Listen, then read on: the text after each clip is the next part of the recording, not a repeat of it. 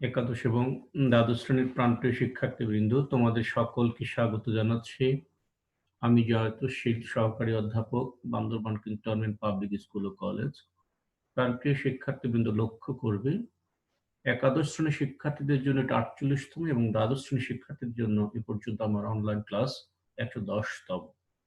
যে বিষয়টা নিয়ে আমি আলোচনা করব সেটি হলো জীববিজ্ঞান বিষয়ের প্রথম পত্রের অধ্যায় ৭ থেকে অ্যাঞ্জিওস্পার্ম এর অন্তর্ভুক্ত introduction to family dicot plant, অর্থাৎ দ্বিবীজপত্রী উদ্ভিদের গোত্র পরিচিতি। লক্ষ্য করো প্রিয় শিক্ষার্থীবৃন্দ, দ্বিবীজপত্রী উদ্ভিদের গোত্র পরিচিতি বলতে গিয়ে আমরা যেভাবে শুরু করছি, যেসব আবৃতবীজী উদ্ভিদের বীজে দুটি বীজপত্র থাকে তাদেরকে বলা হয় দ্বিবীজপত্রী উদ্ভিদ।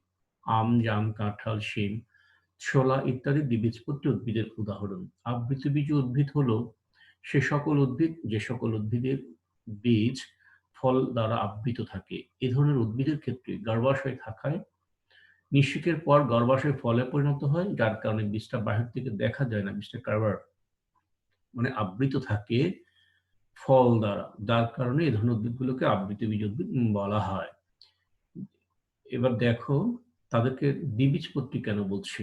এ ধরনের উদ্ভিদের বীজগুলো বপন করার পর যখন অঙ্কুরিত হয়, দেখবা মাটি ভেদ করে যখন উঠে আসে দুটি বীজপত্র, দুপাশে দুটি বীজপত্র পার্শ্বভাবে অবস্থান করতে দেখা যায়। একটা শিমের বীজ বপন করলে এটা যখন অঙ্কুরিত হবে লক্ষ্য করবে দুটি বীজপত্র রয়েছে।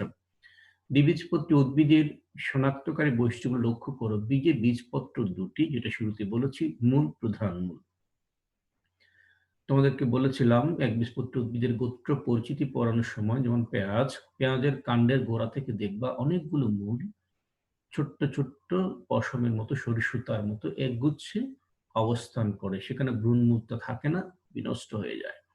বাট যে সকল উদ্ভিদের ক্ষেত্রে ভ্রূণমূলটা বিনষ্ট হয় না, এটা বরঞ্চ বড় হয় এবং এখান থেকে শাখা প্রশাখা তৈরি হয়।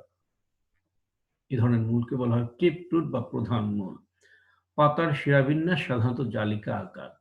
তোমরা এর আগে আমি যে পাতা যখন পড়িয়েছি সেখানে মিষ্টি কুমড়ার একটা পাতার ছবি দিয়ে দেখিয়েছি কিভাবে শিরা উপশিরাগুলো একটা নেটওয়ার্কিং সিস্টেমের মতো একটা জালিকার মতো স্ট্রাকচার তৈরি করেছে।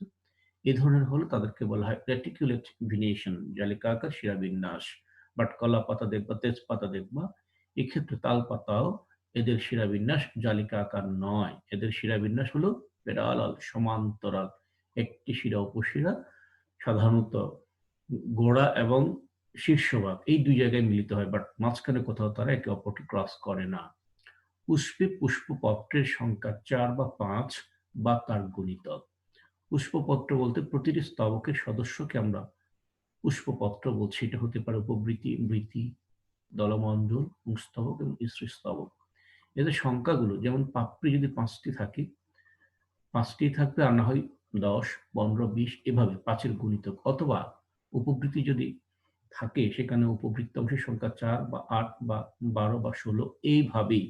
অর্থাৎ পুষ্পপত্রের সংখ্যাগুলো ৪ বা ৫ কিংবা তাদের গুণিতক সংখ্যায় থাকে।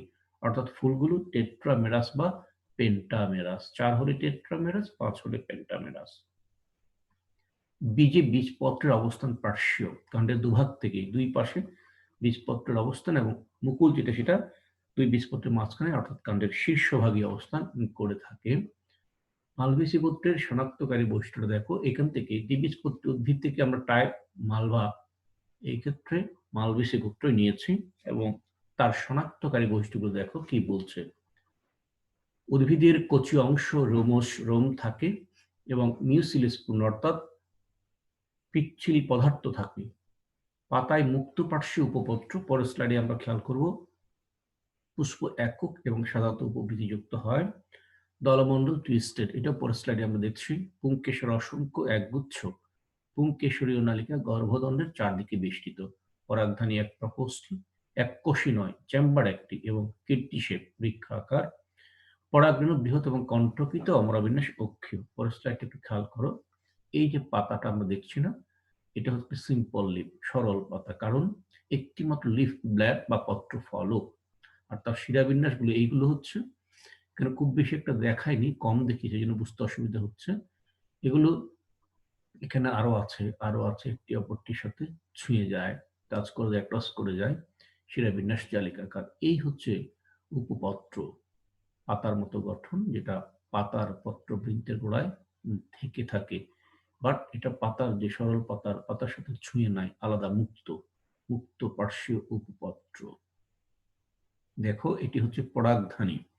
এই যে এটি এটি এই যে এটি এই যে এটি পরাগধানী। দেখো এটা এখান থেকে চিন্তা করো, এদিক থেকে এভাবে আসলে এই অনেকটা পাঁচের মতো বৃক্ষাকার, কিডনি শেপ, এবং এই চেম্বার একটি, এখানে একটি মাত্র চেম্বার, তবে এটি এক কোষী না।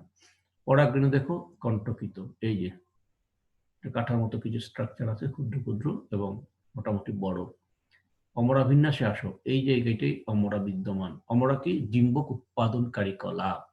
এগুলো ডিম্বক দেখো, 1 2 3 4 5টি চেম্বার আছে। 5টি চেম্বারের প্রত্যেকটিতে 2টি করে ডিম্বক আছে, এবং ডিম্বকগুলো কেন্দ্র থেকে উৎপন্ন হয়, অক্ষ থেকে উৎপন্ন হয়। ডিম্বক উৎপাদনকারী কলাটা অক্ষেই থাকে, ওই কলাটাই হলো অমরা। তাহলে অমরাটা কোথায় বিন্যস্ত? কেন্দ্রে বা অক্ষে, এই জন্য এটা অক্ষীয় অমরা বিন্যাস। এরপরে দেখো এখানে মূলত পুংস্তবক, স্ত্রীস্তবক দুটোই আছে। এগুলো হচ্ছে পুংকেশর, পুংস্তবকের পুংকেশর, অসংখ্য এবং একগুচ্ছ। ক্লিয়ার? যাই হোক, এরপরে এই যে এটি হচ্ছে গর্ভাশয়, এটিকে গর্ভদণ্ড, এটি গর্ভমুণ্ড, তখন এটি হয় স্ত্রীস্তবক। স্ত্রীস্তবকে গর্ভপত্র দেখো 5টি।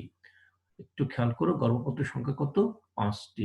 1 2 3 4 5, এই গর্ভপত্রের সংখ্যা হচ্ছে 5টি। যা গেল। এখন একটি ফুল দেখো, এগুলো হচ্ছে উপবৃতি। এটা হচ্ছে উপবৃতি, একটি একটি হলো উপবৃত্ত অংশ, এটা হচ্ছে বৃতি, একটি একটি হলো বৃত্ত অংশ। এটা হচ্ছে দলমণ্ডল, 1 2 3 4 5, অর্থাৎ দলমণ্ডলে পাপড়ির সংখ্যা 5। আর পুংস্তবক একটি একটি পুংকেশর, এটি হচ্ছে গর্ভপত্র। কার্পেল 5টি, এই পাঁচটি মিলেই কিন্তু এই টোটালটা স্ত্রীস্তবকটা, গাইনেসিয়ামটা গঠন করে এটি গর্ভাশয় বা ওভারি। এইখানে ধরবো আমরা গর্ভদণ্ড বা স্টাইল, এগুলো গর্ভমুণ্ড।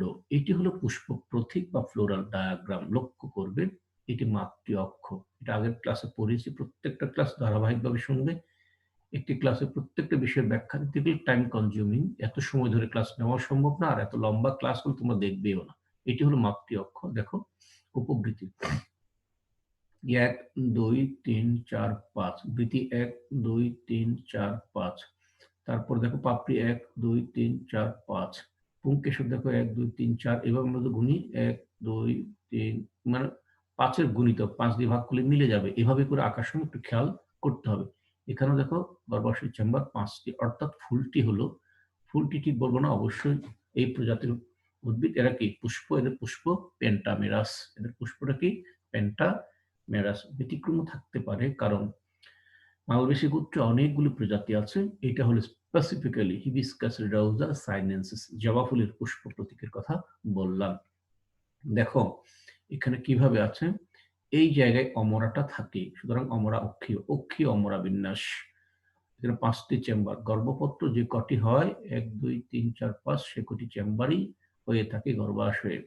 যা এরপর এটি হলো মূলত এই যে পুংকেশরীয়, মানে যেটাকে পুংদণ্ড হিসেবে আমরা বলতে পারি, যেটা কি করে, এই যে এগুলো মিলে এই স্ট্রাকচারটা, যেটা ভিতরে এটাকে আবৃত করে রেখেছে। যাই হোক, এখানে এটা গেল পুংকেশর উপর দেখো দলমণ্ডলের প্রাপ্তি 5টি। এটা টুইস্টেড, মানে পাকানো, অর্থাৎ প্রতিটি স্তবকের এই স্তবকের প্রতিটি সদস্যের এক প্রান্ত পাশেরটা দ্বারা আবৃত থাকবে, অপর প্রান্ত অনাবৃত থাকবে, বরং পাশেরটাকে ঢেকে রাখবে। ঠিক খেয়াল করে যে এই যে এই পাপড়িটির এটা অনাবৃত, বাট এটা দ্বারা আবৃত, আবার এটা অনাবৃত, এই প্রান্তটা এটি দ্বারা আবৃত। এভাবে প্রত্যেকটা এরকম, এই ধরনের পুষ্পপত্র বিন্যাসকে বলা হয় টুইস্টেড বা পাকানো বা মোড়ানো। এটি আসো বৃত্তাংশ। বৃত্তির ক্ষেত্রে দেখো এরা ছুঁয়েছে বা প্রান্ত, শুধু কিনারা স্পর্শ করেছে, প্রান্ত স্পর্শ করেছে হালকা করে, এই জন্য এভাবে দেখানো আছে। এদেরকে বলা হয় প্রান্ত স্পর্শী। তার মানে বৃত্তির যে এই পুষ্পপত্র বিন্যাস বা স্টিভেশনটা হলো ভাওবেট বা প্রান্ত স্পর্শী। আর এগুলো হলো উপবৃত্তি, কেউ কাউকে টাচ করেন। দেখো গ্যাপ আছে সুস্পষ্ট, তার মানে এরা মুক্ত। আশা করি বুঝতে পেরেছো। পরের স্লাইডে আসো। এই খেয়াল করো, এটা একটা ফুলের দৈর্ঘ্যচ্ছেদ বা লম্বচ্ছেদ, জবা ফুলের। এখানে 3টি কেন, যে লম্বচ্ছেদ করতে গিয়ে বাকি 2টি চলে যাচ্ছেন অপর একটি অংশে। এই জন্য এটা ৩ টি দেখানো হয়েছে। জাস্ট খেয়াল করো এটি হচ্ছে পুংদণ্ডীয় নল। এটা এইটাকে চারপাশে কি করে রাখে? বেষ্টন করে রাখে। এগুলি হচ্ছে পুংকেশর। আর এটা হচ্ছে পুংকেশরীয় নালিকা, এটা পুংদণ্ডীয় নালিকা। এগুলো হচ্ছে পাপড়ি, দলমণ্ডলের একটি হলে পাপড়ি। এটা গর্ভাশয়, গর্ভাশয়ে দেখো এগুলো হচ্ছে ডিম্বক। এটা বৃত্তির একটি হলে বৃত্তাংশ, উপবৃত্তির একটি হলে উপবৃত্তাংশ। এই ছবিটা আঁকতে হয়। ফুল যদি পরীক্ষায় তোমরা পাও বা করতে হয় তাহলে এইভাবে এটা একে এই বর্ণনাগুলো দিতে হয় এবং জবা ফুলের ক্যারেক্টার বা মালবেসী গোত্রের ক্যারেক্টারগুলো জানা থাকতে হয়। বিস্তৃতি দেখো মালবেসী একটি বড় গোত্র, ৭৫টি গোত্র এবং ১,০০০ থেকে ১৫০০ প্রজাতি নিয়ে এই গোত্র গঠিত। পৃথিবীর বহু দেশে বিভিন্ন প্রজাতি জন্মে থাকে। বাংলাদেশে এই গোত্রের আনুমানিক ১৮টি গণ এবং ৪২টি প্রজাতি জন্মে থাকে। এর মধ্যে সবচেয়ে বড় গণ হলো হিবিস্কাস, প্রজাতি সংখ্যা ১৫। কমন ক্যারেক্টার দেখো স্বরূপ বিরুৎ, গুল্ম বা বৃক্ষ, উদ্ভিদ প্রায়শ পিচ্ছিল পদার্থযুক্ত, মূল হচ্ছে প্রধান মূলতন্ত্র, কাণ্ড কাষ্ঠল, শাখান্বিত বেলনাকার, পাতা সরল, কিনারা অখণ্ড বা খণ্ডিত, জালিকা শিরা বিন্যাসযুক্ত, উপপত্রযুক্ত, উপপত্র হচ্ছে মুক্ত পার্শ্বীয় এবং পাতায় বৃতি আছে, ডিম্বাকার। পুষ্পবিন্যাস এককতা, পুষ্পমঞ্জুরিতে একটি ফুল ফোটে, সাইমোস মানে নিয়ত। এখানে মানে নিয়ত হলো সেখানে ফুল ক্রমান্বয়ে ফুটতেই থাকবে এমন না, শেষ হয়ে যাবে। মাথায় পুষ্পবিন্যাস মঞ্জরি দণ্ডের মাথায় একটি মাত্র ফুল থাকে, এটাই সাইমোস। পুষ্প একক, বৃহৎ অক্ষীয় বা শীর্ষীয় বা শীর্ষ, পূর্ণাঙ্গ কমপ্লিট ফ্লাওয়ার। সমাঙ্গ, প্রতিটি এটা সমাঙ্গ ব্যাখ্যাটা সেগুলোও আগে দিয়েছি, তারপরে একটু বলছি। সমাঙ্গ হলো কোন একটি স্তবকের প্রতিটি সদস্য সংখ্যা আকার আকৃতিতে একই রকম হলে সমাঙ্গ। উভলিঙ্গ হলে বাইসেক্সুয়াল, লিঙ্গ দুটি থাকবে। গর্ভপাদপুষ্পী, এটার একটু ব্যাখ্যা দাবি রাখে, যদিও ব্যাখ্যাগুলো আগেই দিয়েছি। গর্ভপাদপুষ্পী হলো গর্ভাশয় উপরে থাকবে, ফুলের অন্যান্য স্তবকগুলো গর্ভাশয়ের নিচে থাকবে। উপবৃত্তি, উপবৃত্তাংশ ৩ থেকে ১০, মুক্ত অথবা যুক্ত। বৃত্তিতে বৃত্তাংশ ৫টি, সংযুক্ত বা মুক্ত, অনেক সময় স্থায়ী। স্টিভেশন ভালভেট তথা প্রান্ত স্পর্শী। দলমণ্ডল, পাপড়ি ৫, মুক্ত পুংকেশরীয় নলের সাথে গোড়াযুক্ত, টুইস্টেড তথা পাকানো। পুংস্তবকে দেখো পুংকেশর বহু একগুচ্ছ, পুংদণ্ড সংযুক্ত হয়ে একটি নল সৃষ্টি করে। পুংনল গোড়ায় দললগ্ন, পরাগধানী এক প্রকোষ্ঠী, বৃক্ষাকার, রেণু বৃহৎ এবং কণ্টকিত। কথাগুলো আগেও আসছে। স্ত্রীস্তবকে দেখো গর্ভপত্র ১ থেকে ২০ বা এর বেশি, সাধারণত ৫ থেকে ১০টি সংযুক্ত।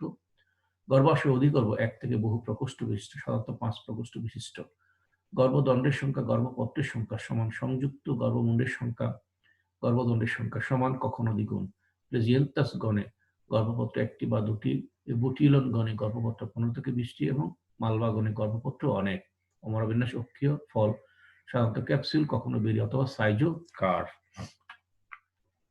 মালবেসী গোত্রের প্রধান উদ্ভিদসমূহের অর্থনৈতিক গুরুত্ব, এগুলো খুব বেশি একটা ইম্পর্টেন্ট না, তারপরও বই যেহেতু আছে আমি দিয়েছি, একটু পড়ে নিবা, একবার পড়ে নিলেই হবে।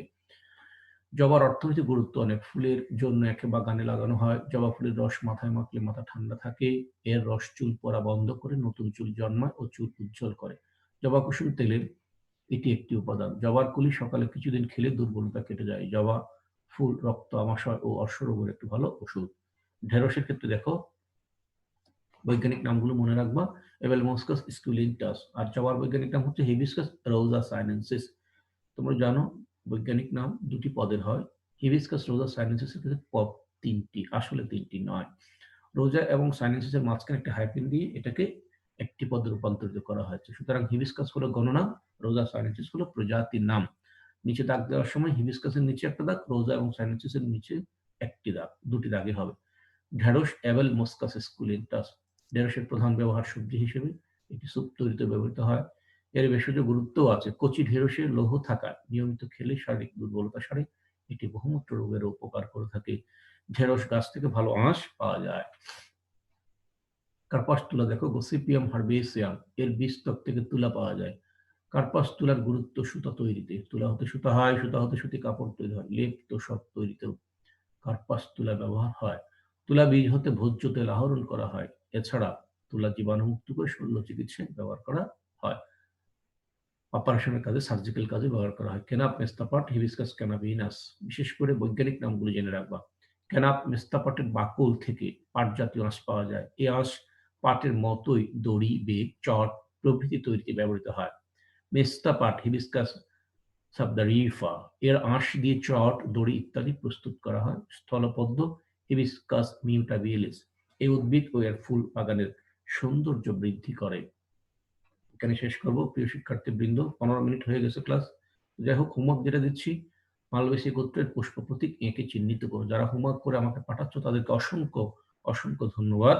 তো আর বেশি কিছু নয়, এখানে রাখবো। তার আগে বলব সবাই বাসায় থাকবে, সুস্থ থাকবে, ভালো থাকবে এবং শিক্ষা প্রতিষ্ঠান খোলা মাত্রই আবার তোমাদের সাথে আমরা আগের মতো ক্লাস শুরু করব। এ পর্যন্তই ভালো থাকো, সুস্থ থাকো। Best of luck. Thank you very much.